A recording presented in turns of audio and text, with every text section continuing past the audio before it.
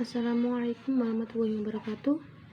Saya perwakilan dari kelompok 8 akuntansi syariah 1 akan menjelaskan tentang sistem pemerintahan Indonesia pada masa Orde Lama, Orde Baru, dan Reformasi. Dan yang pertama, sistem pemerintahan Indonesia pada masa Orde Lama. Pengertian sistem pemerintahan. Sistem berarti satu keseluruhan yang terdiri atas beberapa bagian yang punya hubungan fungsional. Pemerintahan dalam arti luas adalah pemerintah atau lembaga-lembaga negara yang menjalankan segala tugas pemerintah baik sebagai lembaga eksekutif, legislatif maupun yudikatif. Sistem pemerintahan Orde Lama merupakan awal sejarah pemerintah bangsa Indonesia. Pada Orde Lama inilah bangsa kita baru memulai menata segala perihal aturan dalam mengelola negara. Saat itu kita baru saja memproklamirkan diri menjadi negara merdeka meskipun belum bebas 100% dari kekuasaan penjajah. Maka bisa dikatakan bahwa era kepemerintahan Orde Lama menjadi cikal bakal pengaturan sistem untuk bangsa Indonesia. Pemerintahan Orde Lama adalah pemerintahan negara Indonesia yang berlangsung di bawah pimpinan Soekarno sejak Proklamasi Kemerdekaan Republik Indonesia pada 17 Agustus 1945 hingga 1968.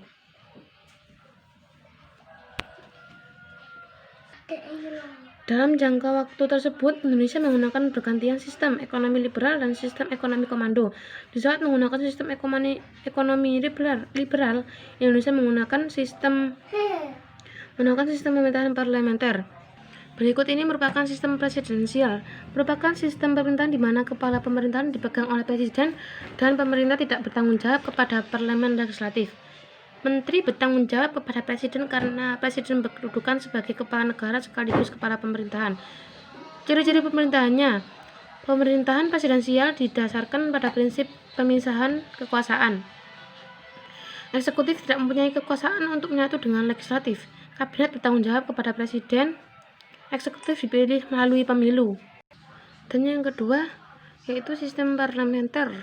Pada sistem ini masih terasa semu, di mana pemerintahan parlementer lahir atas dasar Konstitusi Republik Indonesia Serikat pada 1950, ditandai dengan adanya Perdana Menteri. Pada masa ini, posisi parlemen menjadi sangat penting dalam pemerintahan dan dapat mengangkat Perdana Menteri. Selain hal ini juga, parlemen dapat menjatuhkan pemerintahan dengan mosi tidak percaya. Ciri-cirinya: pemerintahan parlementer didasarkan pada prinsip pembagian kekuasaan, adanya tanggung jawab yang saling menguntungkan antara legislatif dengan eksekutif dan antara presiden dan kabinet. Eksekutif dipilih oleh kepala pemerintahan dengan persetujuan legislatif. Dan yang ketiga yaitu sistem demokrasi liberal. Pada masa demokrasi liberal ditentukan pada UUD 1950 yang menggantikan Konstitusi RIS 1949, namun masih seakan demokrasi yang semu karena yang masih dijalankan adalah sistem pemerintahan kabinet parlementer. Hal lainnya juga dapat diketahui bahwa pengangkatan Perdana Menteri oleh Presiden dan bahkan Presiden dapat membubarkan DPR sehingga kedudukan Presiden tidak dapat diganggu-gugat oleh pemerintahan. Dalam sistem demokrasi ini, Presiden hanya bertindak sebagai kepala negara. Presiden hanya berhak mengatur formatur pembentukan kabinet. Oleh karena itu, tanggung jawab pemerintah adalah pada kabinet. Adapun kepala pemerintahan dipegang oleh Perdana Menteri. Setiap kabinet yang berkuasa harus mendapatkan dukungan mayoritas dalam parlemen DPR pusat. Bila mayoritas dalam parlemen tidak mendukung kabinet, maka kabinet harus mengembalikan mandat kepada presiden. Setelah itu dibentuklah kabinet baru untuk mengendalikan pemerintahan selanjutnya. Kabinet pertama kali dibentuk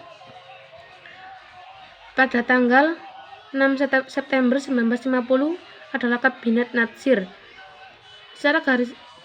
Program kerja Kabinet Natsir secara garis besar sebagai berikut: menyelenggarakan pemilu untuk konstituante dalam waktu singkat, memajukan perekonomian, kesehatan, dan kecerdasan masyarakat, menyempurnakan organisasi pemerintahan dan militer.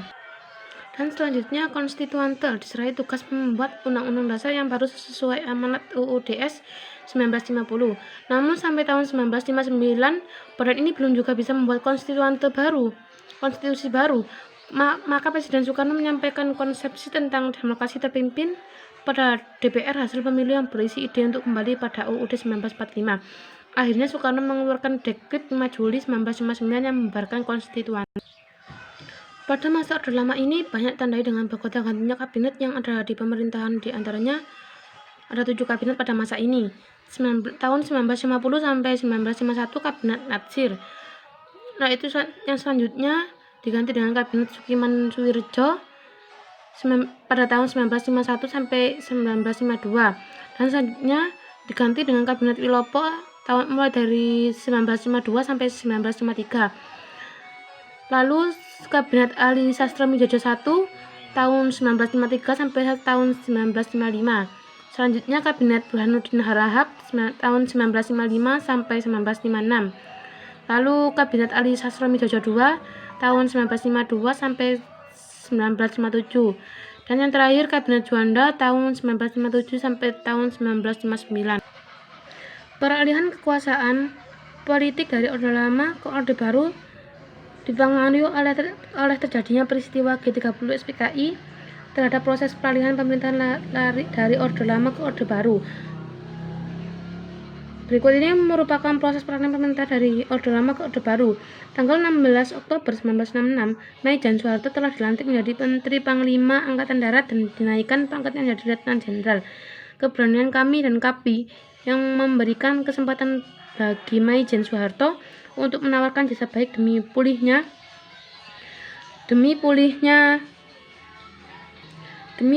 kemacetan roda pemerintahan dapat diakhiri. Untuk itu ia mengutus 3 jenderal yaitu M. Yusuf, Amir Mahmud, dan Basuki Rahmat oleh Soeharto untuk menemui Presiden guna menyampaikan tawaran itu pada tanggal 11 Maret 1966. Sebagai hasilnya, lahirlah surat perintah 11 Maret 1966 yaitu Super Semar. Super Semar atau surat perintah 11 Maret adalah surat perintah yang ditandatangani Presiden Soekarno pada 11 Maret 1966. Isinya berupa instruksi Presiden Soekarno kepada Rajen Soeharto selaku Menteri Panglima Angkatan Darat untuk mengambil segala tindakan yang dianggap perlu untuk mengawal jalannya pemerintahan pada saat itu. Sampai saat ini belum ada yang tahu secara pasti isi Super Semar. Pada tanggal 7 Februari 1967, Jenderal Soeharto menerima surat rahasia dari Presiden melalui perantara Hardi SH. Pada surat tersebut dilampiri sebuah konsep surat penugasan mengenai pimpinan pemerintahan sehari-hari kepada pemegang Super Semar. Orde Baru adalah sebutan bagi masa pemerintahan Presiden Soeharto di Indonesia. Orde Baru menggantikan Orde Lama yang merujuk kepada pemerintahan Soekarno. Orde Baru berlangsung dari tahun 1968 setelah Orde Lama hingga 1998. Dalam jangka waktu tersebut, ekonomi Indonesia berkembang pesat meski hal ini dibarengi praktek korupsi yang merajalela di negara ini.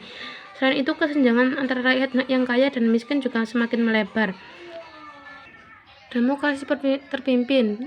Demokrasi ini ditandai dengan dikeluarkannya dekret Presiden oleh Soekarno, maka pada tahun 1959 sampai 1966 Indonesia menggunakan sistem demokrasi terpimpin. Pada masa ini terjadi persaingan antara Angkatan Darat, Presiden, dan PKI. Persaingan ini mencapai klimaks dengan terjadinya peristiwa gerakan 30 September 1965 yang dilakukan oleh PKI. Adapun dampak dari peristiwa G30 SPKI adalah demonstrasi menentang PKI, Maijen Soeharto menjadi Panglima AD, keadaan ekonomi yang buruk, kabinet 100 menteri. Isi dari dekret Presiden yaitu kembali berlakunya UUD 1945 dan tidak berlakunya lagi UUD 1950, pembubaran konstituante, pembentukan MPRS dan DPAS. Dan yang selanjutnya yaitu Indonesia pada masa Orde Baru dan masa Reformasi. Paham kebangsaan Indonesia pada masa Orde Baru. Pengertian masa Orde Baru merupakan istilah yang digunakan untuk menyebut masa pemerintahan rezim Soeharto, yaitu masa kepemimpinan Presiden kedua Republik Indonesia setelah menggantikan Soekarno sebagai Presiden pertama Negara Kesatuan Republik Indonesia. Orde Baru merupakan sebuah aturan yang dijalankan kepada kehidupan rakyat, bangsa dan negara Republik Indonesia yang diletakkan kembali pada ideologi bangsa yaitu Pancasila dan UUD 1945. Latar belakang munculnya masa Orde Baru. Ideologi negara Indonesia sempat terancam dengan adanya paham komunis yang menyebar di akhir pemerintahan Soekarno. Paham komunis seringkali diartikan sebagai ideologi ateis atau tidak mempercayai adanya Tuhan. Setelah terjadi pemberontakan G30 SPKI yang dilakukan oleh Partai Komunis Indonesia terhadap penyebaran paham komunisme di Indonesia, akhirnya pada masa pemerintahan Soeharto menekankan untuk mengembalikan ideologi negara yang sempat terancam oleh Partai Komunis Indonesia. kepada pelaksanaan Pancasila dan Undang-Undang Dasar 1945 secara murni dan konsekuen. Masa Orde Baru dimulai pada tahun 1966 dan berakhir pada tahun 1998 dengan tandai dengan lengsernya Presiden kedua Republik Indonesia Soeharto setelah menjabat selama lebih dari 30 tahun. Orde Baru lahir saat Soekarno menandatangani mandat yang diberikan oleh Soekarno kepada Soeharto untuk menggantikan sebagai Presiden Orde Baru terjadi karena kudeta besar-besaran yang dilakukan oleh Partai Komunis Indonesia terhadap kebijakan pemerintah. Di masa Orde Baru, Presiden sebagai kepala negara sekaligus kepala pemerintahan presidensil. Tapi masa jabatannya tidak jelas, sekali masa jabatan dan sesudahnya dapat dipilih kembali tanpa kejelasan sampai berapa kali. Legislatif terdiri dari fraksi partai, fraksi golongan non-partai, fraksi ABRI yang memiliki dua fungsi, yaitu selain sebagai alat negara, juga memiliki fungsi politik representatif. Masih terdapat DPA yang bertugas memberi pertimbangan kepada Presiden, tapi Presiden tidak wajib mengikuti pertimbangan tersebut. Kekuasaan tertinggi berada di tangan MPR. Pelaksanaan Orde Baru, kekuasaan dipegang penuh oleh Presiden. Awalnya kehidupan demokrasi di Indonesia menunjukkan kemajuan. Perkembangannya kehidupan demokrasi di Indonesia tidak berbeda dengan masa demokrasi terpimpin. Untuk menjalankan demokrasi Pancasila, maka Indonesia memutuskan untuk menganut aksial pemerintahan berdasarkan trias politika, tetapi itu pun tidak diperhatikan atau diabaikan. Lembaran kelam Orde Baru, diskriminasi non pribumi tambah adanya penganiayaan, pengadilan dan penghukuman oknum-oknum G30 SPKI yang tidak relevan, terjadinya sosial tragedi dan kerusuhan berdarah di tahun 1998. Separatisme mulai berkembang di Papua dan Aceh. Kekurangan Orde Baru yaitu meningkatnya kasus korupsi, kolusi, dan nepotisme pada semua kalangan masyarakat. Pembangunan negara tidak merata. Rasa ketidakpuasan rakyat bermunculan di berbagai daerah di Indonesia, seperti Aceh, Papua, dan tidak tersentuh oleh pembangunan. Kekuasaan yang berkelanjutan dan tidak terdapat tanda-tanda akan mundur. Meningkatnya gross domestic produk per kapita Indonesia yang sebelumnya hanya mencapai $70 berhasil melonjak naik menjadi $1.000 pada tahun 1996. Berhasil melakukan program KB yang pada masa sebelumnya tidak dilakukan. Semakin banyak rakyat yang pintar membaca dan menulis, kebutuhan pangan rakyat terpenuhi, kestabilan keamanan negara semakin meningkat, sukses melaksanakan gerakan wajib belajar dan gerakan nasional orang tua asuh. Rencana pembangunan 5 tahun sukses dilaksanakan, sudah mulai bekerjasama dengan pihak asing dan banyak menerima pinjaman dana dari luar. Sukses transmigrasi, sukses memerangi buta huruf, sukses swasembada pangan, sukses Repelita, rencana pembangunan 5 tahun. Sukses dalam keamanan dalam negeri. Tujuan masa Orde Baru, mengoreksi total penyimpangan yang dilakukan pada masa Orde Lama, penataan kembali seluruh aspek kehidupan rakyat, bangsa, dan negara Indonesia. Pancasila dan UUD 1945 secara murni dan konsekuen menyusun kembali kekuatan bangsa untuk menumbuhkan stabilitas nasional guna mempercepat proses pembangunan nasional atau bangsa. Berakhirnya masa Orde Baru, pada pertengahan 1997 Indonesia diserang krisis keuangan dan ekonomi. Asia, untuk lebih jelas lihat krisis finansial Asia, disertai kemarau terburuk dalam 50 tahun terakhir dan harga minyak, gas, dan komoditas ekspor lainnya yang semakin jatuh. Rupiah jatuh, inflasi meningkat tajam, dan perpindahan modal dipercepat. Para demonstran yang awalnya dipimpin para mahasiswa meminta pengunduran diri dari Soeharto. Di tengah awalnya dipimpin para mahasiswa meminta pengunduran diri Soeharto, di tengah gejolak kemarahan massa yang meluas, Soeharto mengundurkan diri pada 21 Mei 1998, 3 bulan setelah MPR melantiknya untuk masa bukti ke-7. Soeharto kemudian memilih sang wakil presiden B.J. Habibie untuk menjadi presiden ketiga Indonesia. Lembaran kelam di masa Orde Baru, hak asasi manusia masih banyak dikekang, banyak koran dan majalah yang dihentikan penerbitan dan peredarannya secara paksa karena dianggap tidak sepaham dengan pemerintahan sehingga menyebabkan kebebasan pers sangat terbatas. Kebebasan berpendapat masih sangat terkekang, yang melawan akan menghilang.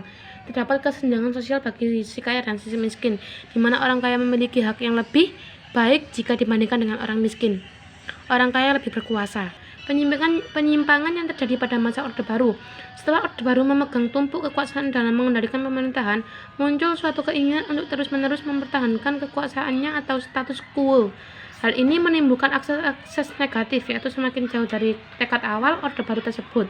Akhirnya, penyelewengan dan penyimpangan dari nilai-nilai Pancasila dan ketentuan-ketentuan yang terdapat pada UUD 1945 banyak dilakukan oleh pemerintah Orde Baru. Adapun beberapa penyelewengan yang dilakukan pada masa pemerintahan Orde Baru yang menyebabkan terjadinya beberapa krisis yang melanda negara Indonesia. Krisis tersebut ada antara lain krisis politik, krisis moneter, krisis hukum, dan krisis kepercayaan, dan krisis sosial. Dan selanjutnya itu bangsa Indonesia pada masa reformasi. Pengertian masa reformasi. Reformasi merupakan suatu perubahan tatanan peri kehidupan lama dengan peri kehidupan baru dan secara hukum menuju ke arah perbaikan. Gerakan reformasi yang terjadi di Indonesia pada tahun 1998 ini merupakan suatu gerakan untuk mengadakan pembaharuan dan perubahan terutama perbaikan dalam bidang politik, sosial, ekonomi, hukum, dan pendidikan. Pengertian reformasi secara umum berarti perubahan terhadap suatu sistem yang telah ada pada suatu masa. Kata reformasi umumnya merujuk kepada gerakan mahasiswa pada tahun 1998 yang menjatuhkan kekuasaan Presiden Soeharto atau era setelah Orde Baru.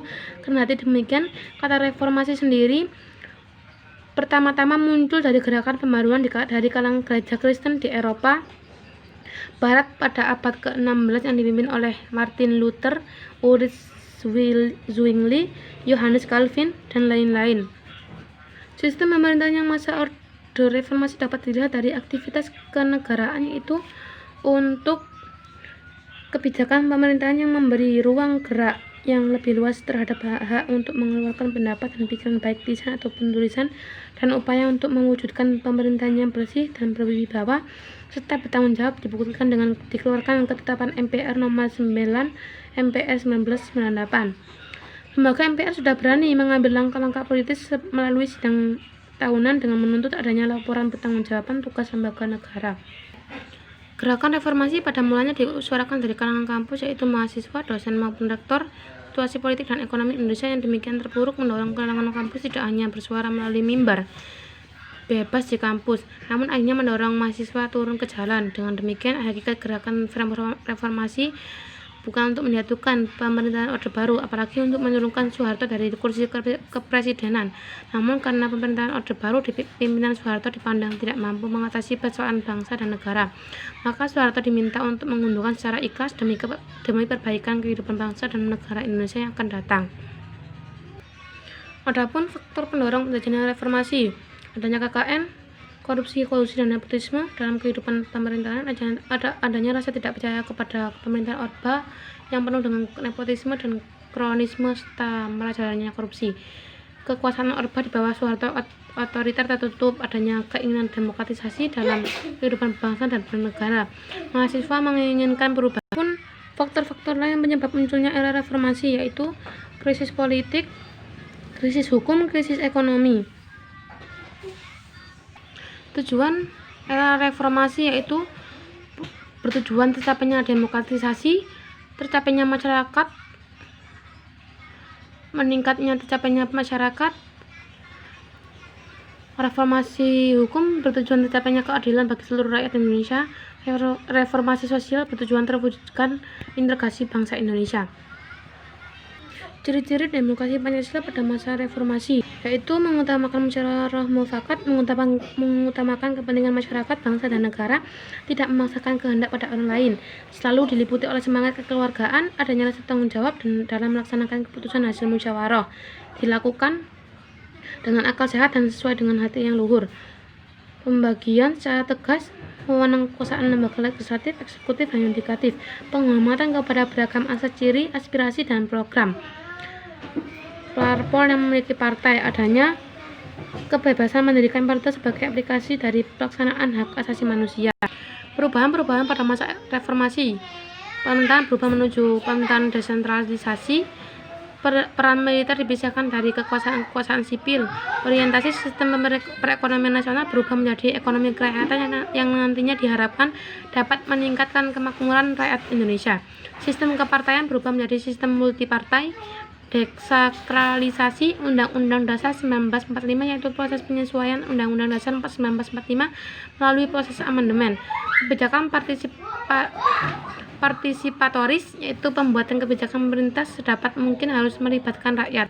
Kebebasan masyarakat pada masa reformasi, kebebasan yang telah menghiasi kehidupan masyarakat Indonesia pada saat itu dan sekarang dapat meliputi berbagai macam bentuk, mulai dari kebebasan di dalam berbicara, berorganisasi, mengekspresikan diri, menyampaikan pendapat, dan sebagainya. Kebebasan-kebebasan tersebut pastinya akan menimbulkan berbagai dampak, dari hal yang paling kecil hingga hal yang paling besar, baik itu dampak negatif maupun dampak positif. Contoh kejadian adanya masa reformasi seperti yang sering kita jumpai, yaitu tawuran antar sesama pelajar, tindak kekerasan yang akhirnya dijadikan sebagai alat untuk dapat menyelesaikan sebuah permasalahan, saling merendahkan dan menjebak sesama individu. Peristiwa-peristiwa tersebut sangat sering terjadi dan telah menelan banyak korban jiwa antar sesama warga Indonesia dalam kehidupan bermasyarakat. Seolah-olah wawasan dari kebangsaan yang dilandasi dengan nilai-nilai moral Pancasila yang lebih mengutamakan kerukunan antar individu atau masyarakat telah hilang dan sirna dari kehidupan bermasyarakat di Indonesia. Saat ini bangsa Indonesia juga telah dihadapkan dengan perkembangan dunia yang amat sangat cepat dan lebih mendasar, serta berpacunya di dalam pembangunan bangsa-bangsa di antara bangsa Indonesia. Hal itu dapat dikatakan globalisasi atau perkembangan dunia. Dampak negatif dan positif terjadinya masa reformasi mempunyai dampak yang positif, yakni masyarakat dapat bebas mengeluarkan pemikiran-pemikiran yang ada, tapi di sisi lain juga mempunyai dampak negatif yang dapat merugikan bangsa Indonesia sendiri. Banyak hal negatif yang timbul, contohnya seperti munculnya pergaulan kehidupan yang bebas, serta pola komunikasi yang tidak mempunyai etika, bahkan dapat memicu terjadinya suatu perpecahan antara individu dengan individu lainnya, kelompok satu dengan kelompok lainnya. Orang-orang yang penting yang mempengaruhi pada era reformasi. Yang pertama, Soeharto merupakan presiden kedua Republik Indonesia dan merupakan presiden dengan masa jabatan terlama. Beliau terkenal dengan sistem pemerintahan masa Orde Barunya yang akhirnya menuruntuh pada tahun 1998 dan digantikan dengan sistem pemerintahan masa reformasi yang diikuti dengan pengunduran diri Soeharto. Mahasiswa saat itu sangatlah besar dalam memiliki peran pembentukan sistem pemerintahan reformasi yang menggantikan sistem pemerintahan pada masa Orde Baru. Presiden B.J. Habibie, Presiden Gus Dur Abdurrahman Wahid, Presiden Megawati Soekarno Putri, dan yang terakhir Presiden Susilo Bambang Yudhoyono. Demikian dari saya. Apabila ada kata-kata yang kurang berkenan atau salah dalam penyampaiannya, mohon maaf sebesar-besarnya. Wabillahi taufiq wal hidayah, waridwan inayah. Wassalamualaikum warahmatullahi wabarakatuh.